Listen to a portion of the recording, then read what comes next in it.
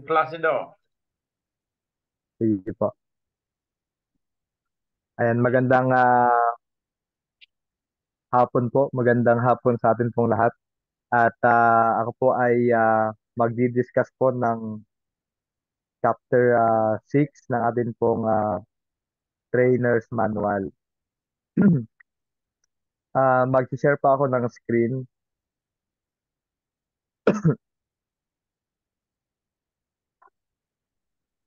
Ayan, nakikita na po ba mga Opo. kapatid? Okay. Medyo balik po tayo sa...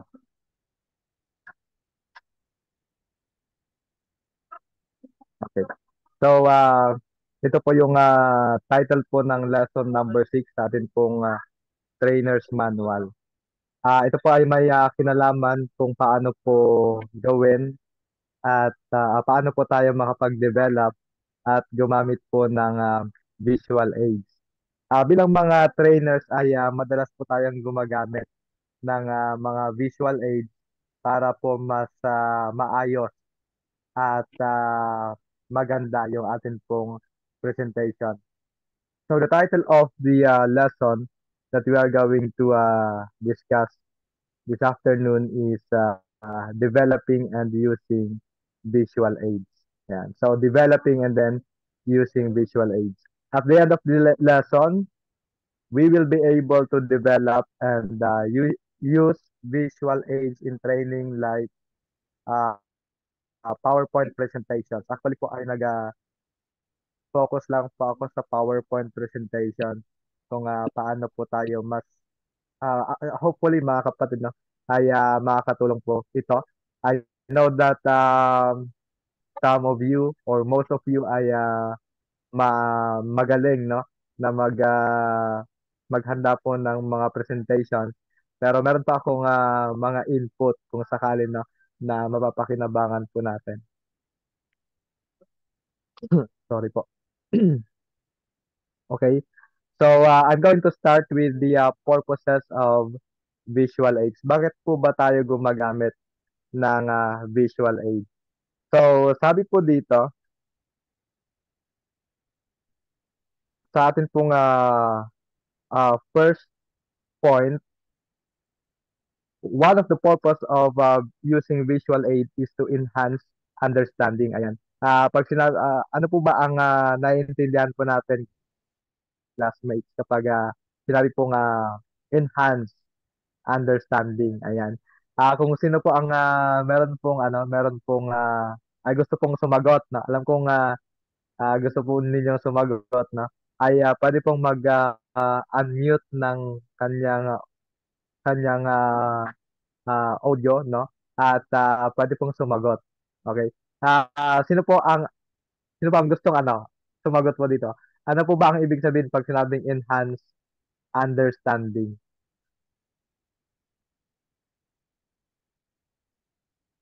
Sir, Ayan, mas hindi ko po ba? naiintindihan natin kung nakikita natin.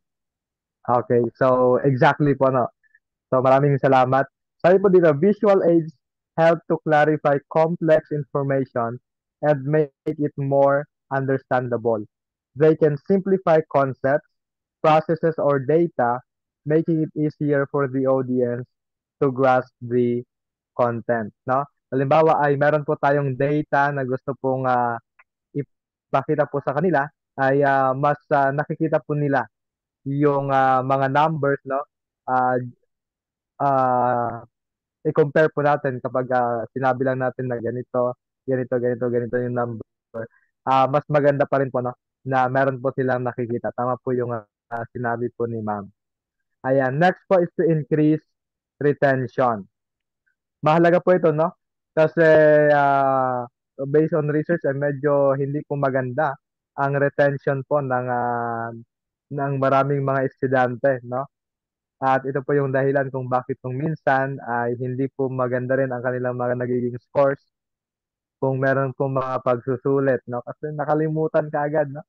At ang attention span lang ay medyo din, mababa. Ayan, matatalakay pa natin yan mamaya. So sabi po dito, people tend to remember information better when it is presented visually. Visual aids can enhance retention by providing a visual reference that reinforces the spoken or written message. Ayan. So, rather than sabihin po natin na may nakikita po kasing picture, no? Halimbawa, ginamit mo siya as a illustration. Ayan, nag-aalagay ka doon, may kwento, no? Ay mas madali po nilang ma maalala kapag meron pong picture, no? So, halimbawa, ang kwento mo ay about kay Unggoy at Pagong, no? Siyempre, gagamitan mo yan pag ginamitan mo yan ng picture, maaalala nila na si ano pala, si Unggoy at Pagong pala yung tauhan doon kasi nakita ko sa picture eh. Nandun sa taas yung Unggoy eh, tapos nasa baba si Pagong, no? So, mas madali po nilang maalala kumbaga yung topic. Of course, mas ano pa, anong tawag dito? Hindi lang unggoy at pagong yung ano, yung ituturo po natin, no? Mas mahalaga pa doon sa unggoy at pagong. Pero illustration lang po 'yon mga kapatid na kung paano po nakakatulong ang isang visual aid. Number three po ay capture attention. Ayan. Sabi ko po kanina ay medyo short lang po yung attention span ng mga bata ngayon. Nasa 15 minutes. After po ng 15 minutes ay medyo hindi na po maganda ang attention o hindi na po parang hindi na po nagpe-pay attention ang kadalasan sa mga students ngayon. Kaya nga sa school no ay ito yung palaging pino-promote as much as possible ay i-ano natin kailangan within 15 minutes ay na-discuss na natin yung mga main ideas or gawa ng mga ng mga ibang mga activities para may balik yung attention ng mga bata. Halimbawa, mga question and answer or pwede ring mga mini games na or ano mo na icebreakers no. Ayan para kumbaga ay yung natutulog o inaantok na ng mga students ay mabuhayan ulit. Yan. So, yan po yung number three, capture attention. And of course, one of the most important purpose of visual aid is to facilitate learning. So, sabi po dito, in educational settings, visual aids are essential for teaching and learning. They support the delivery of information, cater to the different learning styles, and make lessons more interactive and engaging. Yan. So, ano po ba yung pwede nating mailagay sa ating mga visual aids? Katulad po na nabanggit ko kanina, pwede po tayong maglagay ng mga games, no? Four picks, one word, di ba? So, isa ito sa mga ginagamit, four picks, one word, or kahit question lang, mag-flash ka lang ng question doon sa PowerPoint ay makapag-facilitate ka na ng learning. So marami po tayong pwedeng gawin, no? Kapag meron po tayong mga visual aid katulad po ng PowerPoint presentation. Okay, number 5, aid in decision making. Ayan. So sabi po, visual aids can assist in decision making processes by presenting data, comparisons, or options in a clear and organized manner. This helps individuals or groups make informed choices. Ayan. So, sa mga mahilig po dito sa statistics, no? Or analysis, ay yung data analysis. At pag tayo po ay nagre-research, no? Hindi ko pa alam kung sino pong nakatapos na po ng kanilang mga research, no? Ay meron po tayong gagawing mga data doon and then makikita po natin kung ano ba yung outcome,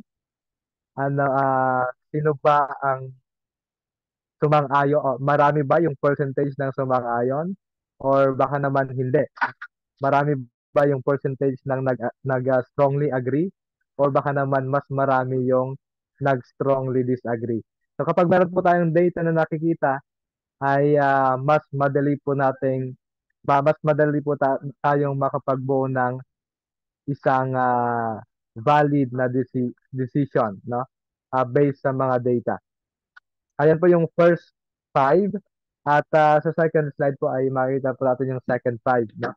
Na purpose of visual aids. Number six. Sino po ang gustong bumasa? Para hindi lang po ako yung nagsasalita. Pasensya po, hindi ko po nakikita kung sino po yung mga nandito. Ayan, ito.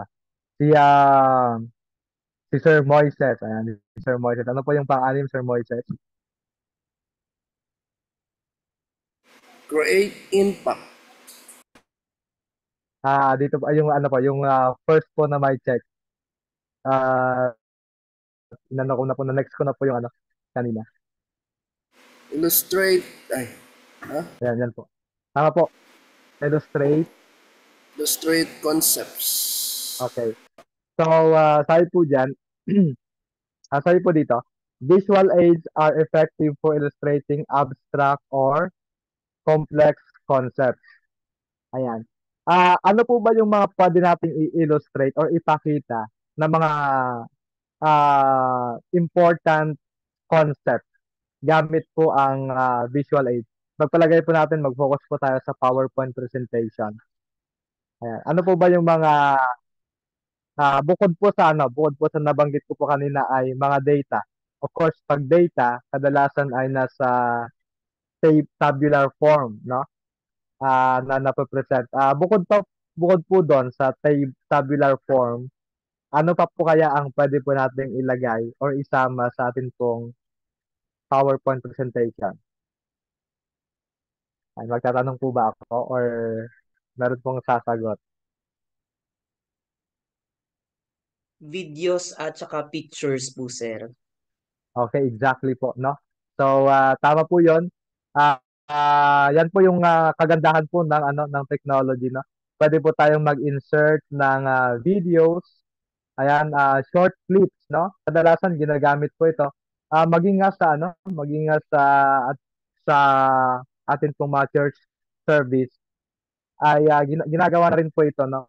Para mas maipakita po yung gusto po nating idiin, no, na message sa mga audience po natin. Okay. So ano pa po yung mga pwede pa po natin ilagay? Ayan. Magsalita lang po yung gusto nga ano, gusto nga kunti lang po tayo dito. Ayan, tanungin natin si ano, si brother uh, Bael. Ayan.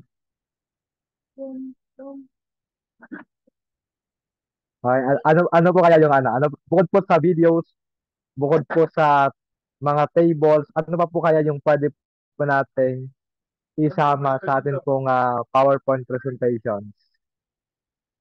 Para mas ma-illustrate po natin ng maayos po yung mga concepts na gusto po nating ano i uh, idiin sa atin pong presentation.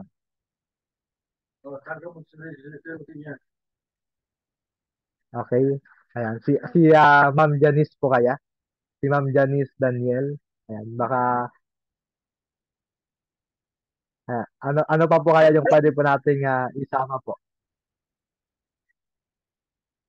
Ulit po, sir. Maingay kasi yung aso namin, sir. Okay po.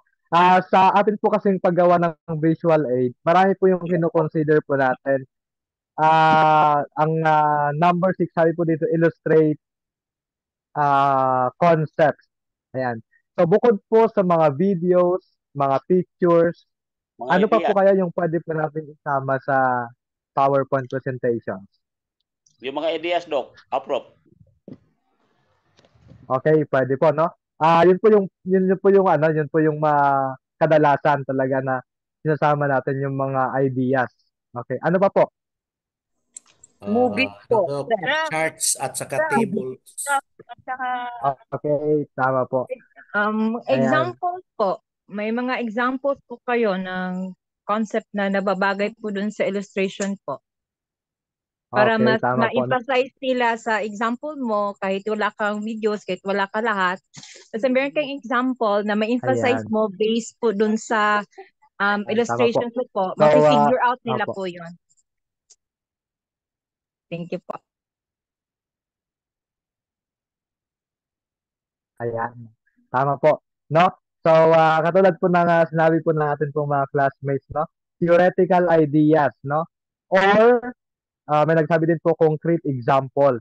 Tama po yung mga charts, mga diagrams, mga illustrations, no? Yung mga complex concepts ay pwede po nating isama po sa atin pong PowerPoint presentation. At sabi po dito, para maging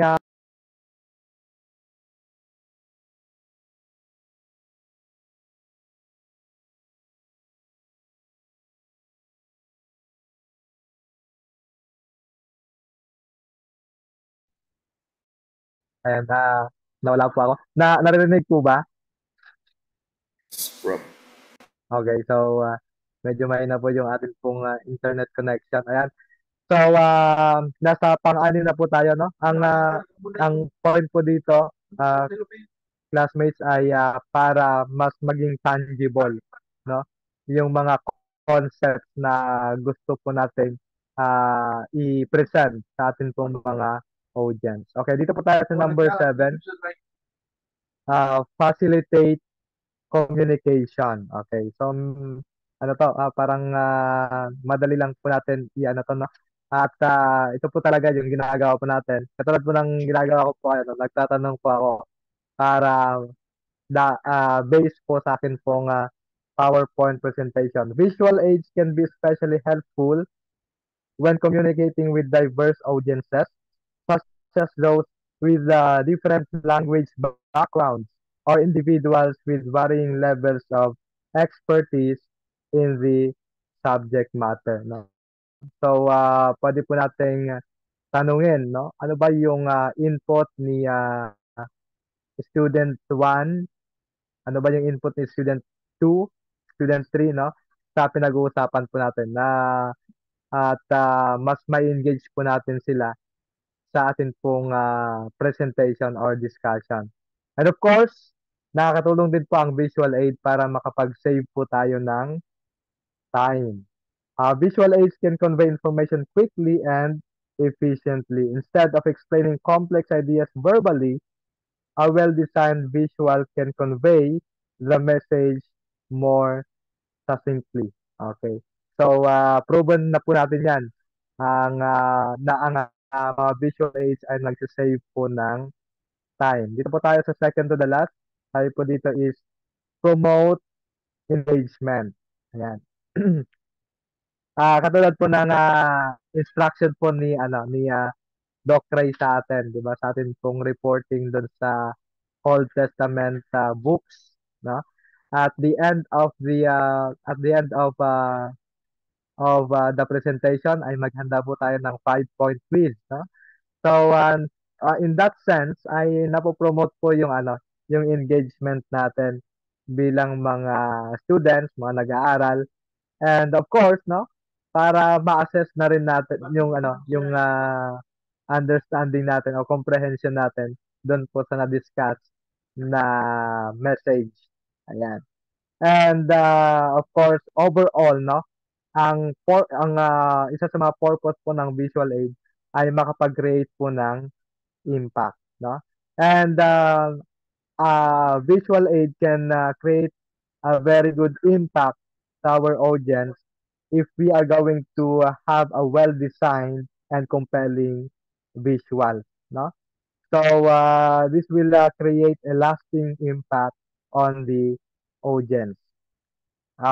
Pwede rin po tayong paiyakin, no?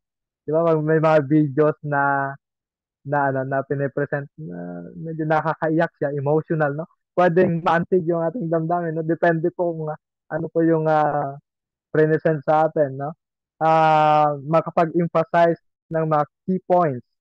And of course, nagiging yung mga presentations na napanood na natin or naging impactful, no? Naging memorable sa atin po bilang mga audience. Ayan. At gusto natin ano kung minsan gusto kong gusto kong ah, magkaroon ng copy niyan kasi nagustuhan ko yung content ng visual aid na yan. No?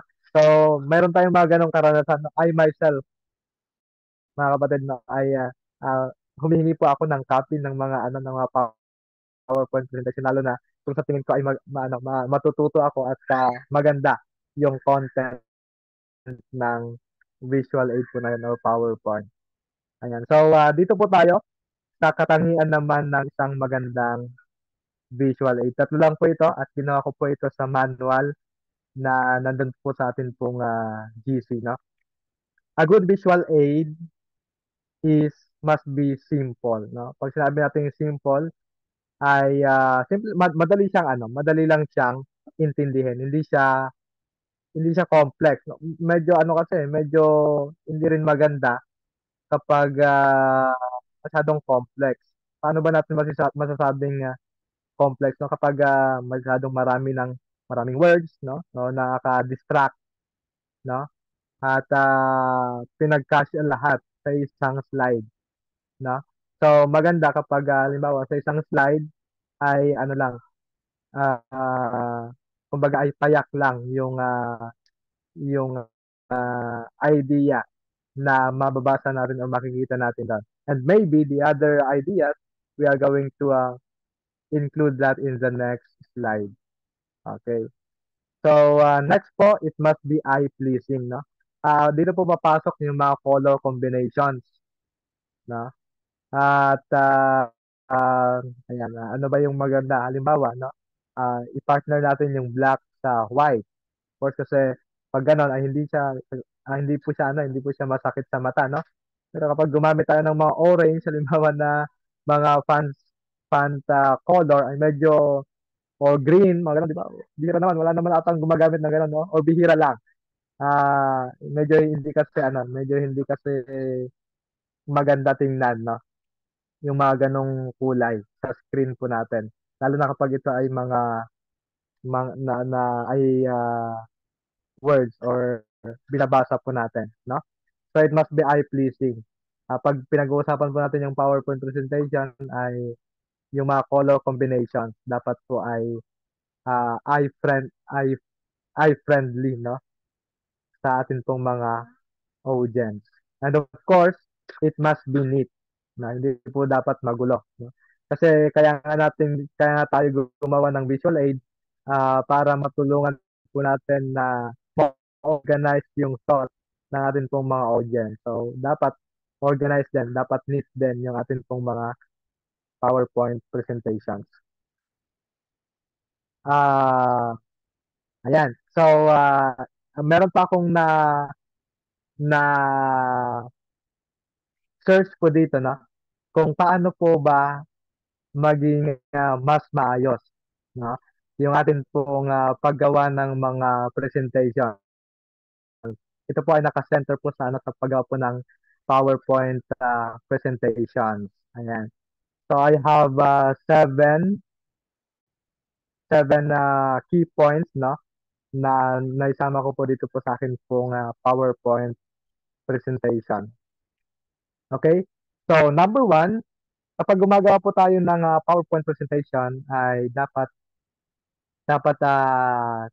kilala po natin, no? O alam natin kung sino yung magiging audience po natin. Ayan. So, magtatawag po ulit ako ng magbibigay po ng kanyang idea.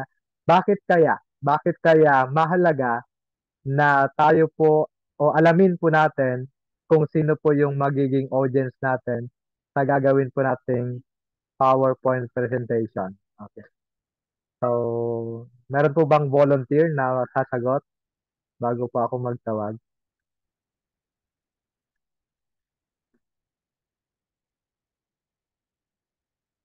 Ayan, sino pong gustong sumagot po? Mag-unmute lang po kayo ng inyo pong mga microphone. Sir, know your Po. audience.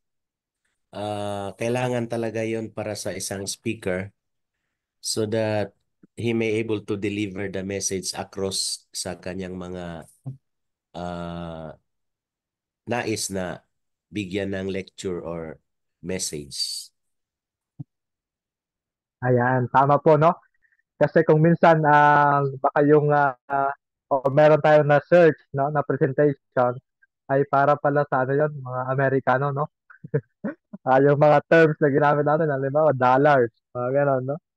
Filipino pala yung audience natin, no? Kasi sila, kumbaga ay parang hindi sila makarelate, no? So, kilalanin po natin kung sino ba yung mga audience natin para ma mas makarelate po sila or mas ma-appreciate po nila, no? Yung content ng atin pong PowerPoint presentation. So, ano pong nakikita po natin yan sa mga mga larawan, no? So, halimbawa, pag mga sa mga professional, no? Of course, yung mga presentation dapat ay mga scholarly, no? Mga research based para mas ano sila, mas ano sila dito mas interested sila dito, no? Mga scholarly research. No? O mga students, pag mga students, o pag mga bata, no? Mga bata, halimbawa, mas gusto nila na meron sila talagang nakikitang mga visuals, no? Alam natin yung mga bata kapag maganda yung picture, o maganda yung visual ay talagang yung mga mata nila ay talagang nandun din, no? Nakafocus din po sila. So, mahalaga na alamin po natin kung sino po yung mga audience po natin. And then, para makapag ano din tayo, ah, kumbaga yung tono ng boses natin, paano ba tayo mga bata, siyempre maalumanay dapat, no? At mas ano dapat, mas i-feel natin yung kinukwento natin pag mga bata. Kasi kapag parang nagsisermon tayo, no, ay parang hindi ito ma-appreciate ng mga bata, no? So, napakahalaga po na kilala po natin kung sino po yung ating mga audience. So, isaalang-alang po natin yan sa paggawa po ng ating pong mga PowerPoint presentation. And of course, pangalawa, no? Sabi po dito, use structure to build on ideas. So gaya po ng explain po natin kanina, and then nabanggit din po ninyo, no? Ay kailangan po natin maglagay ng mga structures katulad po ng mga charts, etc., mga tables, no, mga diagrams, mga pictures, mga videos, no, para mas simple po yung pag-present po natin sa mga complex ideas, no? So, mas ma-appreciate po yan ng atin pong mga audience, no? Gamit po tayo ng mga organizers. Sa PowerPoint presentation, meron naman pong mga features doon, no? Ng, para mas ma-organize po natin yung ating pong mga presentation. Okay. And karugtong din po ito, no? Use visuals. So nakikita po natin dito, no? Gumamit po sila ng mga graphs. Ayan. Ano ba yun? Mga bar graph, pie charts. Okay. And of course, mga pictures, no? Mga pictures. Kasi nga, sabi dito, a picture is worth 1,000 words. No? So, imbis na ikwento natin, no? Ay tingnan na lang nila yung picture, no? Ay maano na nila, malaman na nila, maintindihan na nila kung ano po yung nais nating ipahiwatig, no? Ay let's say for example, kapag nag-describe tayo ng isang place, no? Kapag pinicturean natin 'yan, tapos pinakita natin, makikita talaga nila, ma-appreciate nila. Kaysa naman sa sinabi natin, maganda doon, maganda doon, masaya doon. no? Pero kapag nakita nila, ay, oo nga, no? Kasi ang daming mga puno. Siguro ano dito? Siguro ay ah, masarap lumahap ng simoy ng hangin dito kasi sariwang-sariwa. So, kumbaga ay mas ano sila, mas nafi-feel nila yung idea na nais nating iparating kapag nakikita po nila yung mga visuals. Ayan. Dito po sa number 4. Ayan. Tips po ito na. Repetition is your friend. Okay. So, ano kaya yung binabanggit dito? Repetition is your friend. So, sa atin pong presentation, no? Ano po ano po yung dapat nating ulitin sa atin pong mga audience? Okay, speaking of repetition na mga kapatid na, ano po kaya yung kailangan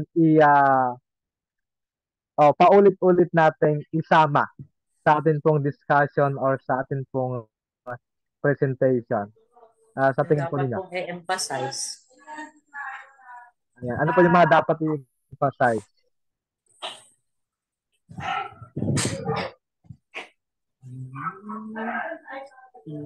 Ayan. Sino Lesson. pong gusto mag-start? Okay, yung lesson, tama po, no? Dapat i-emphasize natin yung lesson. Kasi kung minsan may mga di ba makakarinig tayo kung minsan may mga nag-present tapos sasabihin ng mga audience, ano kaya yung ano kaya yung main idea ng kanyang present kasi parang sabog eh. Parang parang parang walang wala siyang in-emphasize na point, parang ganun, no? So para maiwasan po natin yung mga ganong comment ay sabi po dito, isang tip, mahalaga po na magkaroon po tayo ng repetition, no? And of course, yung mga nire-repeat natin dito, yung mga main idea, ano ba yung gusto natin, di ba? Kaya nga maganda na sa atin po mga presentation ay nagsiset po tayo ng mga objectives, no? Mga objectives. Ano ba yung objective natin sa presentation na ito? Ano ba yung gusto nating i makuha or maintindihan ng mga audience natin at the end of the presentation, no? Gusto ba nating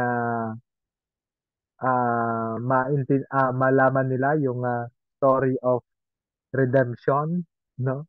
O yung ano ang makukuha nating lesson sa Good Samaritan, no? Ano ba yung mga lesson? Halimbawa, mga ganun, no?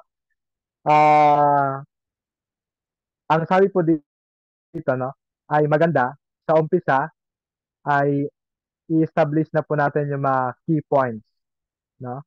Mga main ideas na gusto po nating i-disseminate sa ating mga audience. And then, ay wag po natin kalimutang iulitin po natin yan at the middle of our presentation.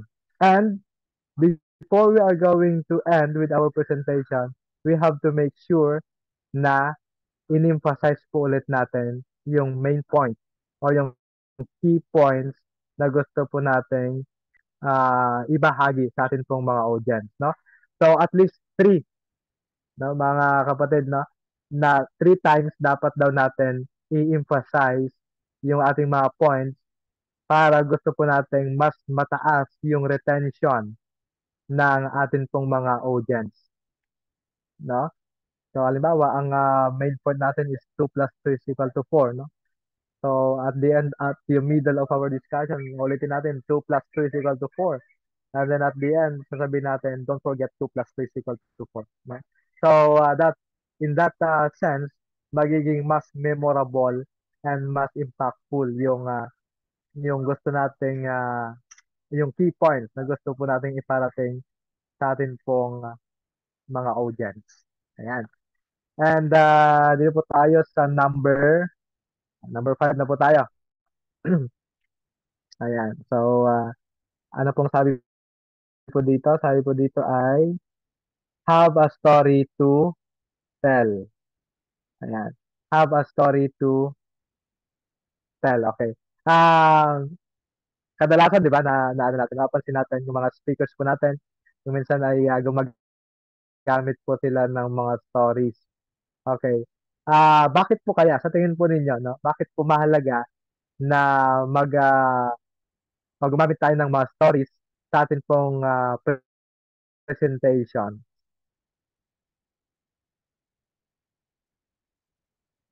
Ayan. Ano kaya ang impact nito sa mga audience? Nare-retain po sa utak, sa memory. Ayan, tama, no? Kasi kung minsan, mas tumatatak yung mga stories, no? At kapag naalala natin yung story, maalala din natin yung lesson na gustong iparating ng, ano, ng speaker. Okay, ano ba po? Bakit po kaya mahalaga, no? Na, na magsama po tayo ng mga story sa ating pong presentation.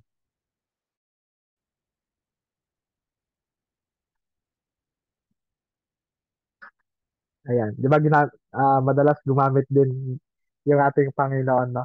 Sa pamamagitan ng mga parables naman yung ginamit ng ating Panginoon, no? At ito po ay ginagamit ng ating Panginoon, no? Para i ah, para turuan, no? Yung mga tao, yung kanyang mga disciples at mga tao, at para i-illustrate yung kalagayan nila, yung mga mangyayari, yung mga great lesson na nais ipahayag ng ating Panginoon. Though hindi, na kung iisipin talaga ng nakikinig, ay maintindihan nila na ganito yung nais ng Panginoon, no?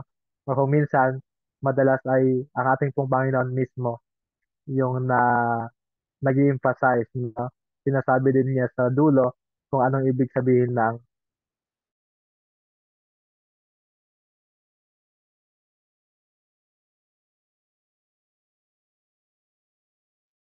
ayan. So, ganun din po, no? Yung purpose po ng mga stories po, kung tayo, tayo ng mga stories ay para po magbigay daan sa kung ano yung patutunguhan ng atin pong presentation, no? Kasi kadalasan ay ini-insert to bago pupunta dun sa pinaka main content ng lesson, parang introduction siya, no? Or kung minsan pag nakikita natin medyo naboboard na yung mga audience, ay nag-insert tayo, no, ng mga stories para magising sila. Kasi likas sa atin, no? Likas sa atin na mga tao na parang mas nakaka-capture yung attention natin kapag meron tayong naririnig na stories, no? Di ba? Tama po ba? Kasi ako ganun eh. Mas parang gusto ko pakinggan to. Ano yung story na to? Kung minsan yan, pag nagbabasa tayo, no, ay gusto nating tapusin talaga. Or pag nakikinig tayo ng mga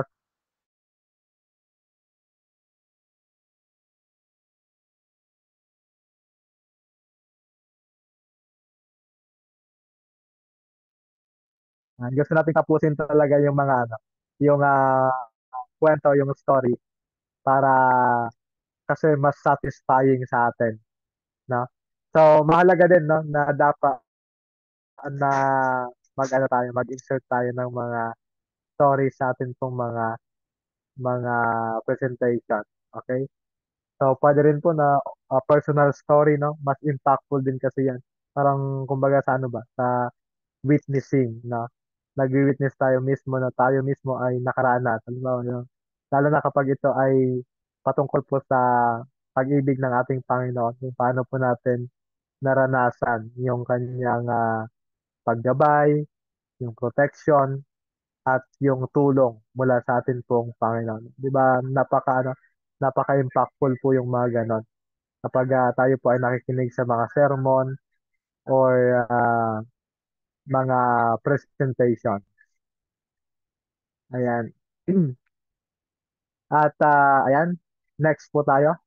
Ayan, bago po tuluyan mawalan yung connection ko po sa yung internet connection. Ayan. So, second to the last na po ito. Ayan. Sabi po dito is be relatable. Okay. Ito po yung tanong ko po sa atin mga kapatid. So, sa tingin po natin, paano po kaya mas ma-ensure po natin na makaka-relate yung atin pong mga audience sa atin pong presentation? Ayan. Paano po kaya natin ma-ensure na relatable yung atin pong presentation? Okay, anyone po? Hello, Prof. Okay, sige po. Kasi yung Pasensya na po, presentation, hindi ko po nakikita kung sino po yung nagsasalita pero tapos, naririnig ko naman po. okay, si Terry Zuniga po. Para sa akin, kung ang ano mo ay talagang totoo, totoong nangyayari, yan ay talagang maunawaan yung mga audience mo. Hindi sila mag-question na imposible yan. Pero kung totoong nangyari o authentic, yan talaga. Yan lang po. Thank you.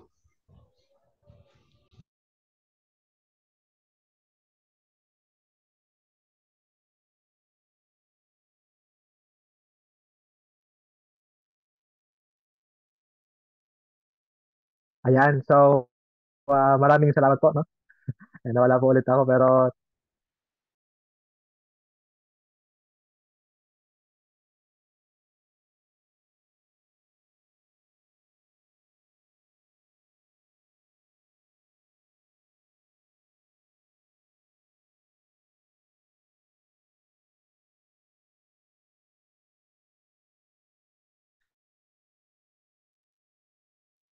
talaga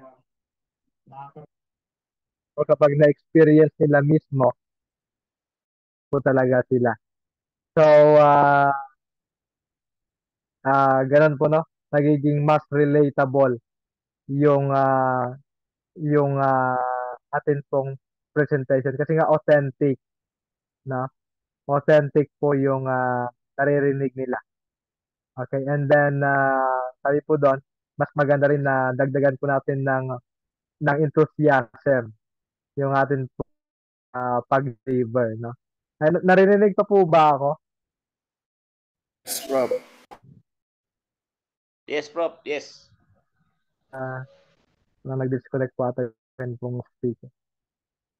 Ayan.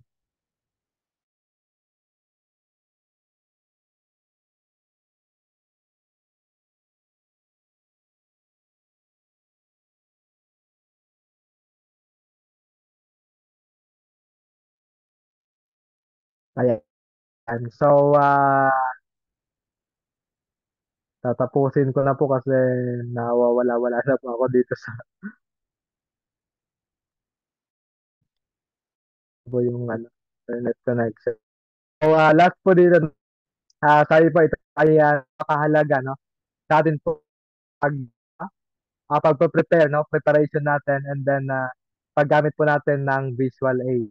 Sabi dito, build your confidence with practice, no? Sabi nga, no? Meron nga tayong kasabihan, good practice makes perfect. Ayan. But no one is perfect daw, no? Pero alam na talaga, din, no? May wisdom din. Practice makes perfect. Ibig sabihin nun, mas naging confident ka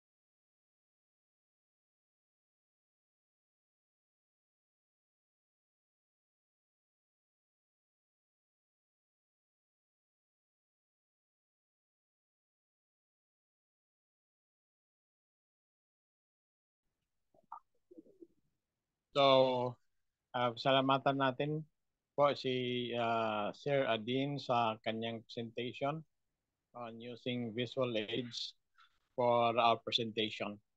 So, very informative po ang ating napakinggan. At dahil wala na po kayong questions, ay tayo po ay pupunta sa next presenter. Dahil wala po si Doc Aris, ngayon, nandiyan ba si Doc Aris? Nakarating ba?